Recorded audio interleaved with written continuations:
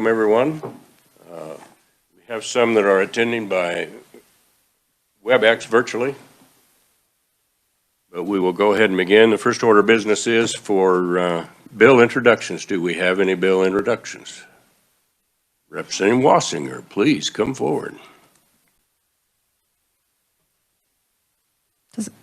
Thank you, Mr. Chair. I appreciate you letting me come here. I'm introducing 22 RS 2359. It is an act concerning water, and it's deleting one sentence from the current bill. That single sentence says that the project, you can get money from the Public Water Supply Fund and use it to pay for water projects. And there's a lot of federal money right now. And this has completely taken it from anyone who's transferring water. The city of Hayes has been trying to transfer water from a property they own in Edwards County. And they have a lot of money. They've been very good about keeping money and saving it to do this. However, this keeps them from using any water supply project funds, and I think that's unfair. So we need to be, the most important thing, I should say, for all the people in Hayes and in Russell who are needing a long-term water source, I would like to have this removed. Any questions? Yes, sir. Thank you, Mr. Chair. Could you read that one sentence to us that you have in your RS? The original sentence was the whole paragraph says, project means any acquisition, construction, reconstruction, improvement, equipping, rehabilitation, or extension of all or any part of the public water supply system.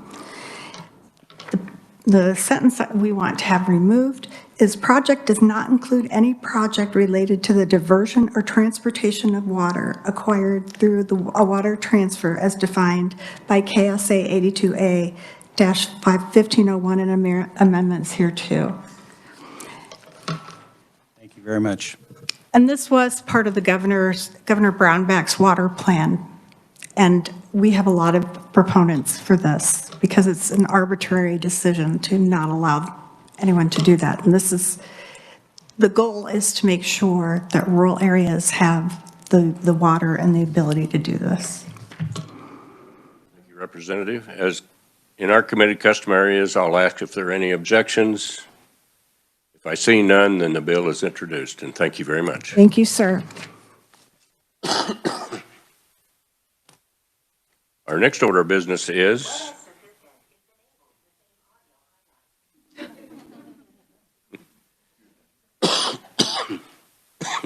thank you for the reminder. Next order of business is we have Deputy Secretary Leo Henning will introduce a special guest this morning.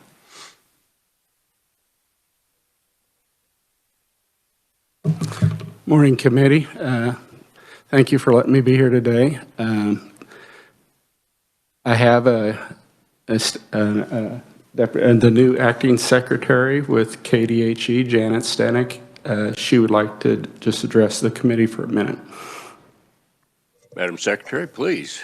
How are you? Welcome to the committee. Thank you. I found out Leo was coming to this committee today, so I thought it'd be a great opportunity for me to meet more of you. I'm on week 6.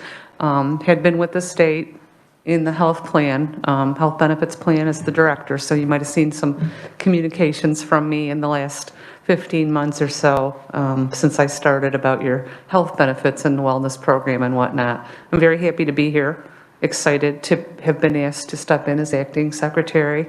I want you to know I'm committed. My background's healthcare, but also population health and environment ties right into everything health. So I'm very interested in both sides of that in the agency. And so I have been meeting with Leo pretty regularly, gone out at a site visit to our Lawrence environmental station and learning about surveys and all that's going on, and not just water, but other areas. So thanks for letting me be here. I just wanted to tell you that I am interested and want to help in any way. We appreciate that very much. Thank Okay. you. All right. Deputy Secretary Henning's a frequent guest here, and he's representing your office well. Okay, great. Thank you. Nice to see all of you. And now, Mr. Henning, if you would, All right. give us an overview. Thank you, Chairman Highland and committee members. Representative Highland asked me to summarize what KDHE Division Environment does. We presented last session on February 10th and 11th, and it took us 2 days of that to cover at a high level what KDHE does. Representative Highland has asked me to cover it now again in 10 to 15 minutes. So we will be flying through these fairly quickly. And again, it will be even a higher level than what we went through last year. So with that, I just wanted to start with just some basics.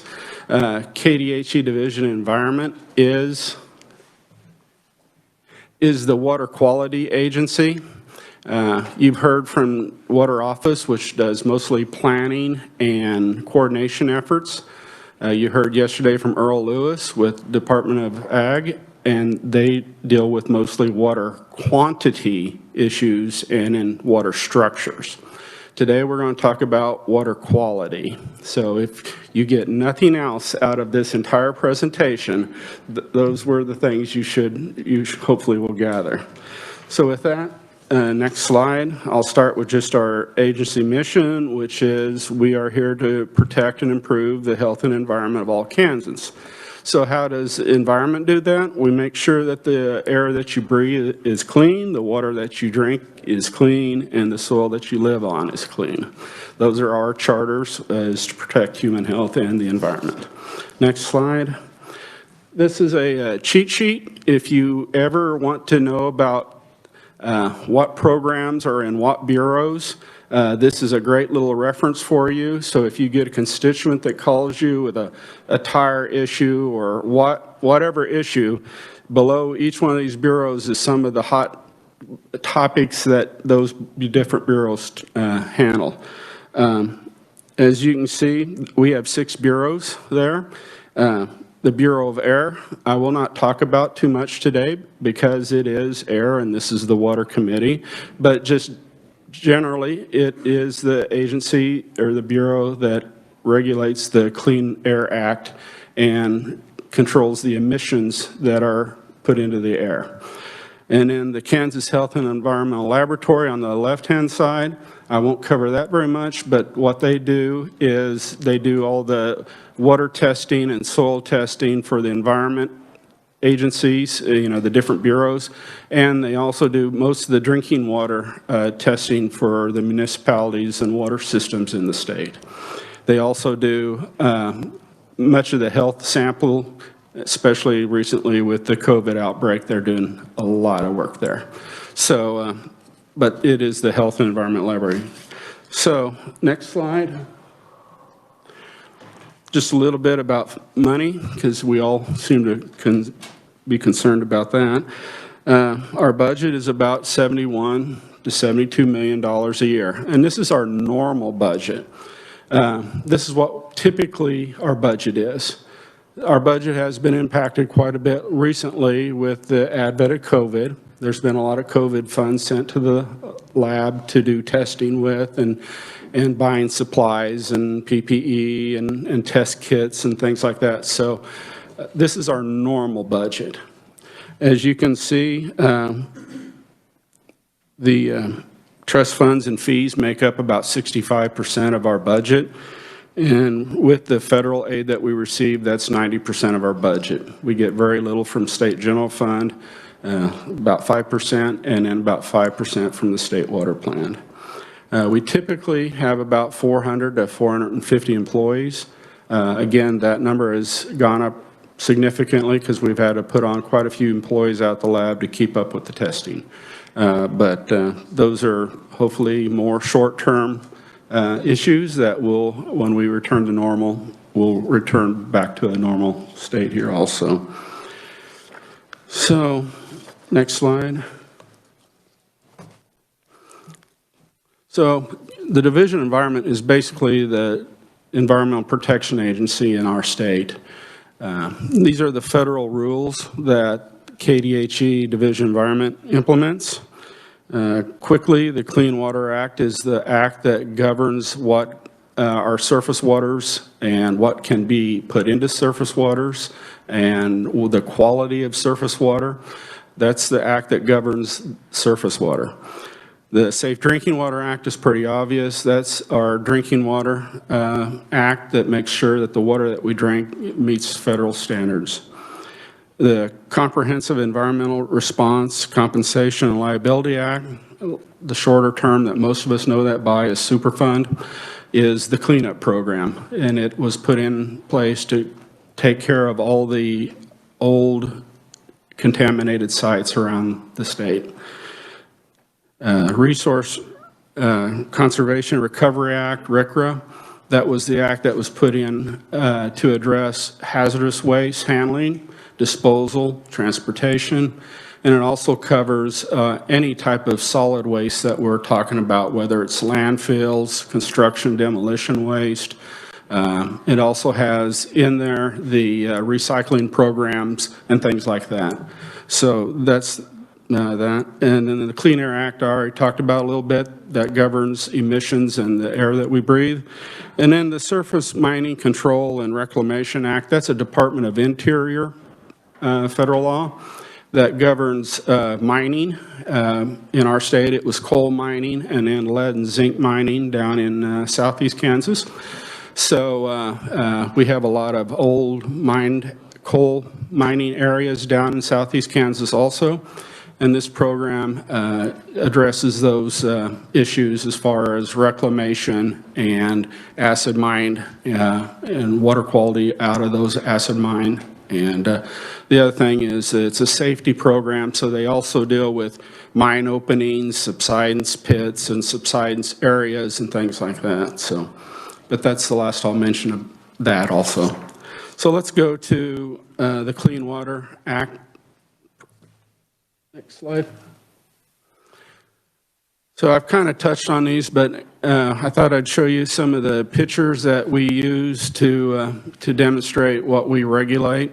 Again, these are federal rules. We are a highly regulatory agency. People ask for, they submit an application, we review it, we issue a permit if it's warranted, and then we inspect and enforce if we need to make sure they stay in compliance with their permits. So we are a highly regulatory agency. But wastewater treatment plants, anything that is discharging to a stream, we're going to look at, regulate, and most of the time require some type of a permit on. So anything that discharges to streams, that's the Clean Water Act. Next one is the non-point source, which is mostly runoff from agricultural fields. You know, the idea is what you put on the field needs to stay on the field. But we do have runoff from those fields, so therefore we're dealing with sedimentation issues, pesticide, herbicides, bacteria, fertilizer. Those all that run off of those fields that end up into the streams, then we are dealing with those as far as trying to keep those chemicals out of the stream. So the type of actions that we typically do for that program, stream bank stabilization programs to try to keep the soil from eroding into the streams, cover crops, again, to keep the soil on the ground, and then any type of healthy soil initiative to try to keep the water that hits the field in that field so it doesn't run off so quickly. So those are the type of projects that we tend to work on in the non-point source. Next one is the Drinking Water, Safe Drinking Water Act. There's 979 public drinking water systems in the state that we regulate. Again, it deals mostly with the operation and maintenance of those facilities, but it also has the standards that the water must meet, the federal requirements for what the quality that water must meet before it can be sold to our residents. and we make sure that all the water in the state that we're drinking does meet those federal standards. Next is, in the Bureau of Water also, is a state revolving loan fund that we loan money out for water projects. The left side is for the public water systems. That's the amount of money that we've loaned. And these are low interest loans, usually lately been around 1%. And then the other one is for the clean water for people that need to upgrade their wastewater treatment plants. For municipalities, there's a loan that they can get there to help them improve those. Next slide. So I'm going to talk a little bit about our field services group. That's where our inspectors are for our programs in Topeka. They're the ones that go out, look at these facilities, verify that they're in compliance. And, but some of the other things that they do is whenever there's a catastrophe, whether it's tornadoes, wildfires, floods, they're our first people on scene to help manage the solid waste that comes from those, making sure it's disposed of correctly.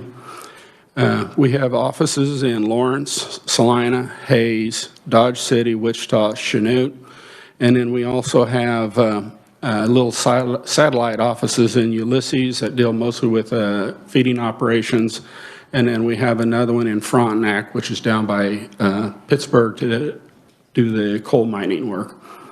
And you can see there the list of things that we work with, and you know, some of the other things that we get involved with quite a bit is the illegal dumping. We receive many complaints a year on people that have decided not to properly dispose of their trash. So again, with the next slide. Yeah.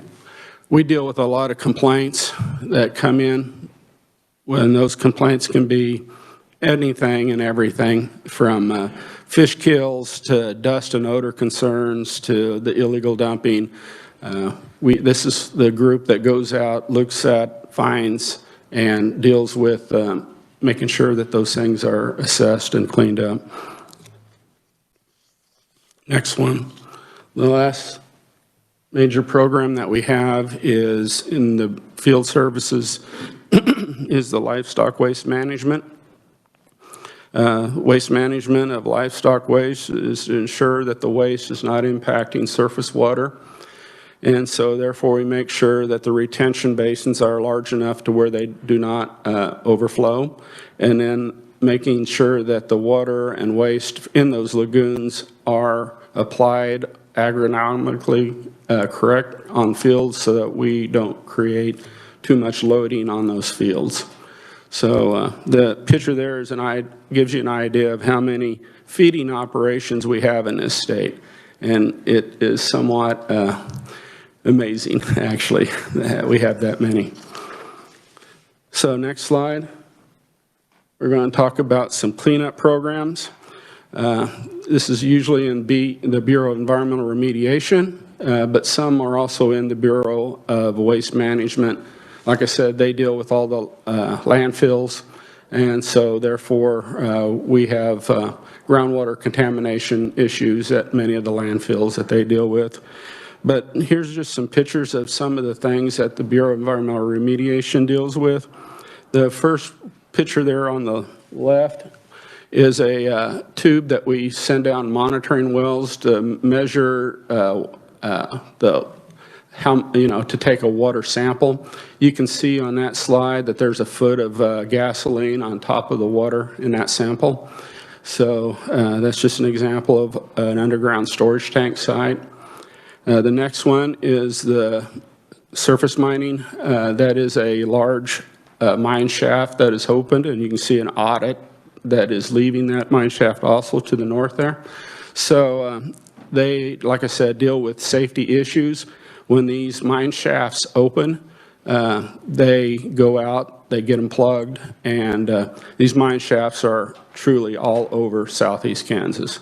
We've had them open up in school playgrounds, in backyards of houses. It's pretty amazing how many of these exist out there. It's that we don't know about.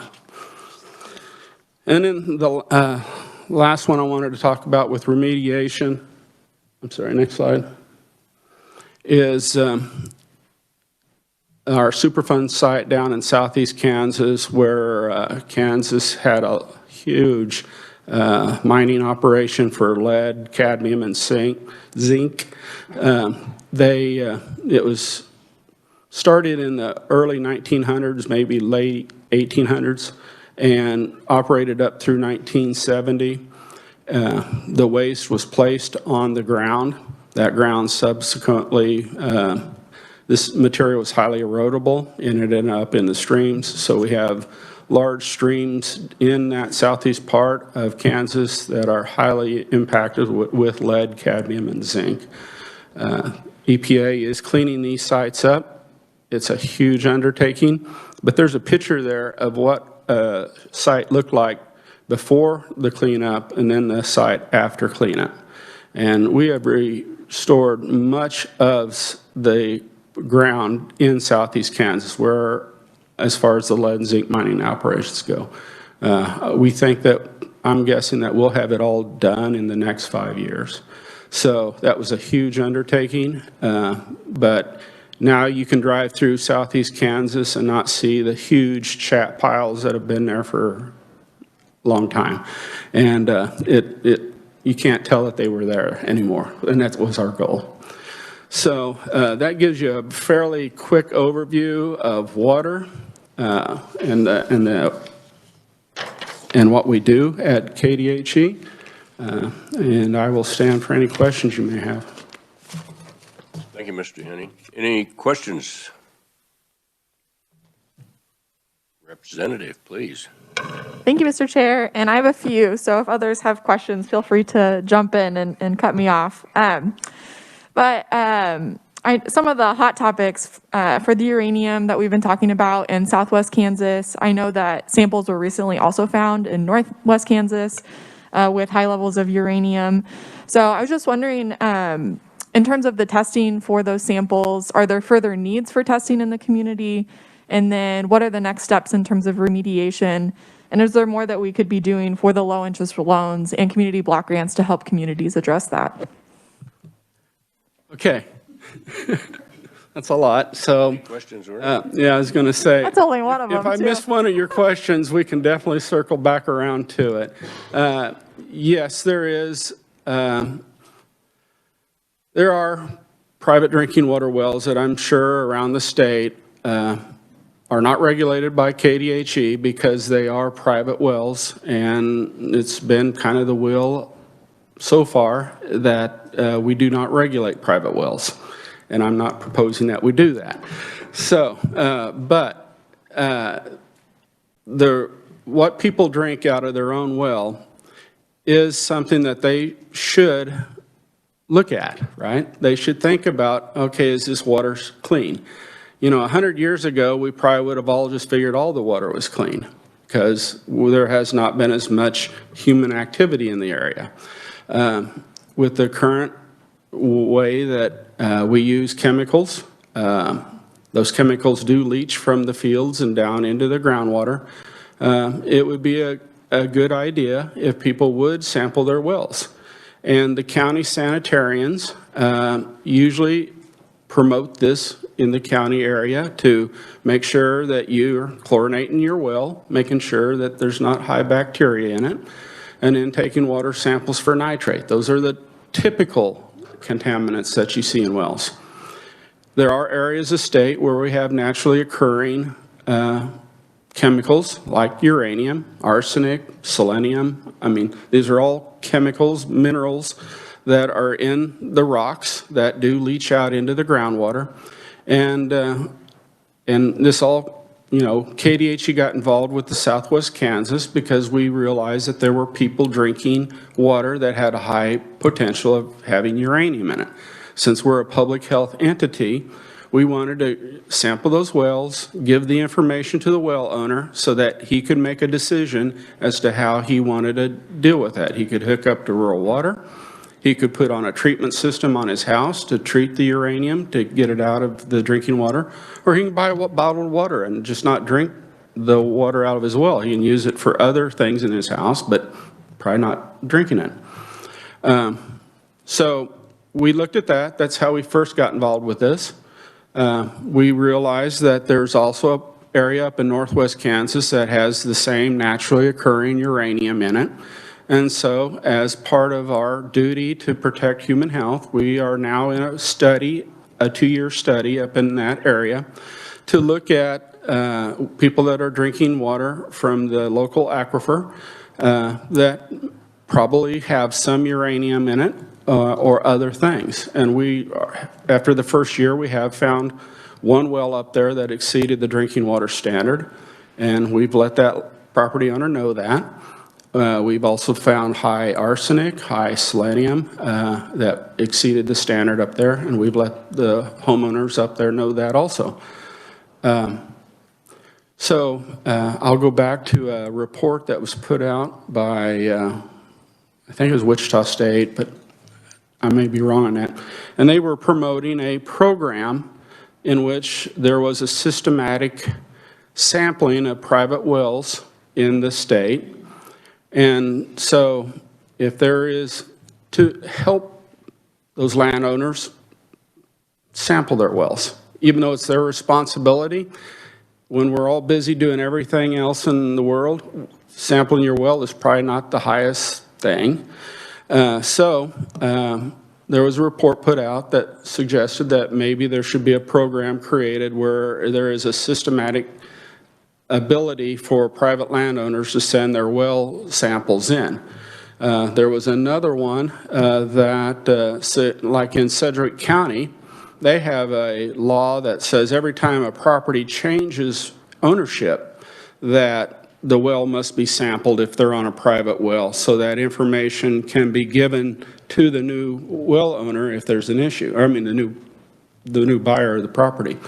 So there are little things around that have been discussed and talked about, but it is not something that we have, KDHE has taken on, because the direction that we've received so far from the legislature is private wells are really the responsibility of the well owner. So does that answer your question?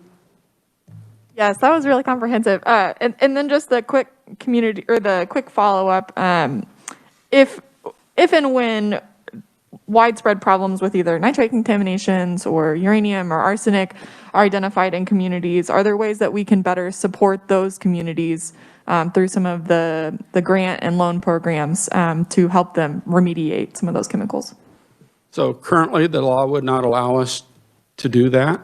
So it would take a change in the law that would allow or special money outside of the current process that would allow KDHE to provide those treatment systems for those property owners, or help them run a rural water line into an area to provide public water to those folks. But currently, you know, if the rural water district wants to run a new line into an area, the rural water district could ask for a loan for that through our state revolving loan fund.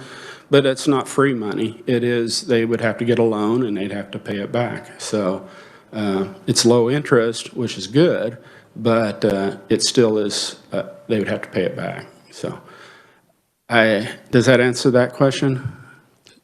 Yeah, it does. Thank you so much. I have one more, if that's okay with the chair. Wait one time. All right, I can do that. Thank you. Thank you, Leo. Representative Riley. Thank you, Mr. Chair. I don't know. We're getting good questioning over there, so I don't know whether. I just wanted to follow through on your comment about WSU trying to do some testing. So is K-State on that same track as far as doing some things? No, it was put together by two individuals down there, John Brown. Do you already remember? Huh? Are they professors? No, it's not. Gosh, I should not have said While you're WSU. processing. Let me get you that study.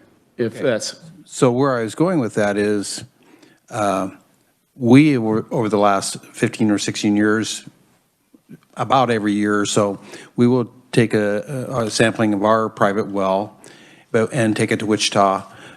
But it costs, we have to take it to a private lab, and it costs us like $125 each time we do it, and then it takes, a week or so to get the results back. So am I missing something, that there is other places that we could go with a sample and get it at a less price or anything like that? no, you have it exactly right. Right now, it is up to the well owner to sample their well and to have it analyzed. One of the ideas that was kicked around was KDHE could analyze that for you. But again, it would come with a cost. It wouldn't be free. Now, whether that's state money that supports that program, or if it's the individual like yourself paying KDHE, but we could not take on a whole bunch of additional testing without more resources. So the way you're doing it is the correct way. So what is your cost when you do? We're paying like $125, it's been averaging. What is your cost to do water tests? Again, it would depend on what we are analyzing for. Like if you wanted a bacteria, just an E. coli, those are relatively inexpensive. The nitrates are relatively inexpensive. And I give you the price list, but if you want to look at herbicides or pesticides or volatile organics in your well, those are much more expensive. They're going to be in the 100 to 150 range, and for each test. Now that test will have several analytes to it, but it's for a VOC test might have 50 compounds that it looks at for, but the test would be like 100 to 150 bucks. But the nitrate is, I hate to give prices out here, but it's 10, 20 bucks. Right. Right. If you're doing nitrates and Back to Representative Vaughn.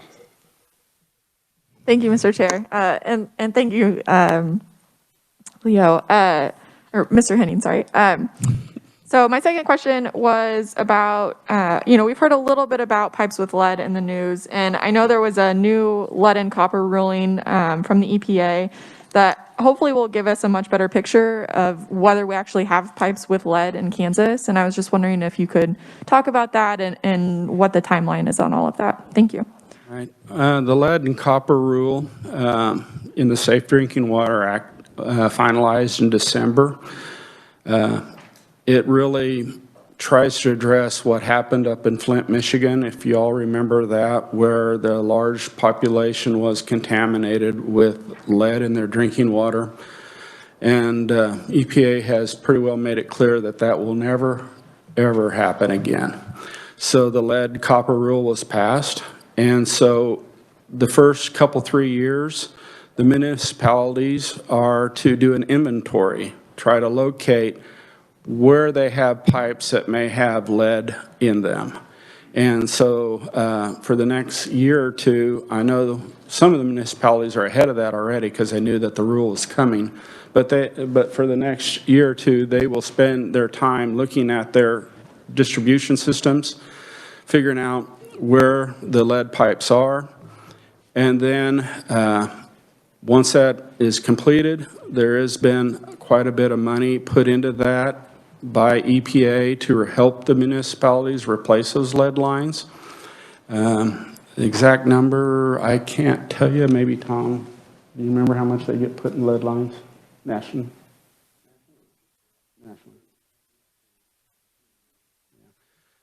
That's us.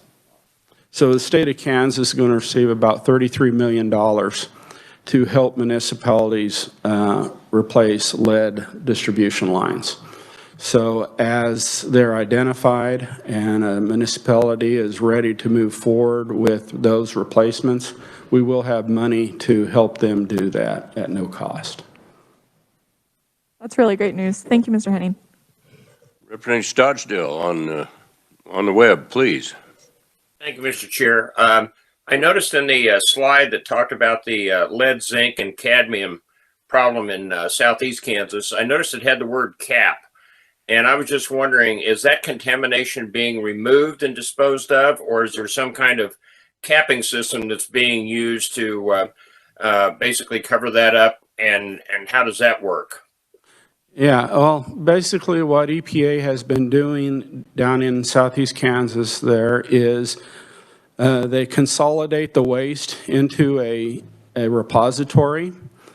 So they'll take maybe, as an example, 160 acres of impacted ground. They'll scrape it all up into like a 10-acre pile. And then they'll put a cap on top of that, a soil cap, which is usually around 2 foot thick.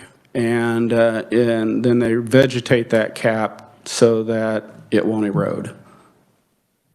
I had a quick follow-up on that. If they're just putting a cap over that, what's to keep that material underneath that cap from leaching into groundwater and so on? Yeah, there is that concern. The idea is that the clay cap that we put on top of it is very much like a cap that we put on top of landfills, which tries to shed most, I won't say all, but most of the water off of that repository. And so therefore, if there's very little infiltration, then there should be very little come out of the cap. So far, we've not seen any real issues with leaching of that material or water out of these capped areas.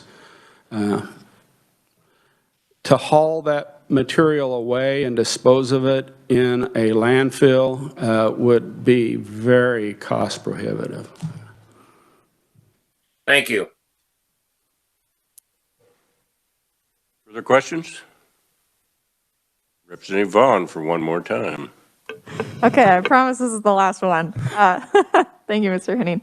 I know you talked a little bit about the non-point source pollution. I know we have a great program with the Regional Conservation Partnership Program that aims to, I believe, I could be mistaken, that aims to address some of those issues. And I'm just wondering if you have a general status update about that program or similar ones, and how we can potentially expand those or support the expansion of similar programs and farming practices that reduce some of those contaminants from entering ground and surface water. Thank you. Yeah. Something I didn't mention when I went through the non-point source, which is what you're talking about with the field runoff, we have no regulatory authority in any of those actions. It is a purely voluntary program. The landowner has to agree to implement these practices on their ground.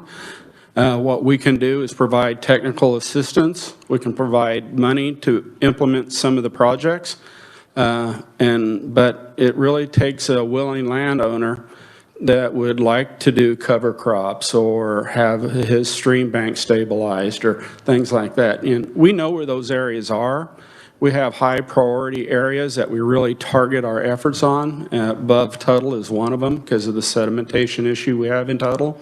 But we target areas to try to reduce the amount of loading into those streams. But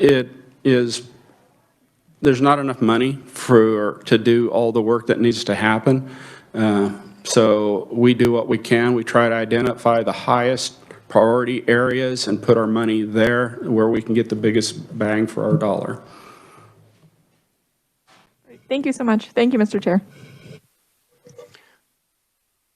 As with the other speakers we've had so far, they've given you their contact information. If you have questions, they're ready and willing to answer any and all of your questions. So with that, any further questions? Representative Schmidt. Thank you, Mr. Chair. Just in regards to that, will these slides be in the S drive or somewhere where we can access them? They will be. They are. They are already there. Okay. Mr. Henning, thank you very much for coming and running through this again for us, and thank you for bringing the secretary with us. Thank you for coming. The tables at the ends, this was the compromise we reached with LAS, was to put the tables in, and over this weekend, they will be putting the microphones in and all that so that we'll have our full committee complement. I placed those two over there because they have big committees. They'll be running in and out at all times. But with that, anything good for the good of the committee? We are adjourned until next Tuesday. Have a great weekend.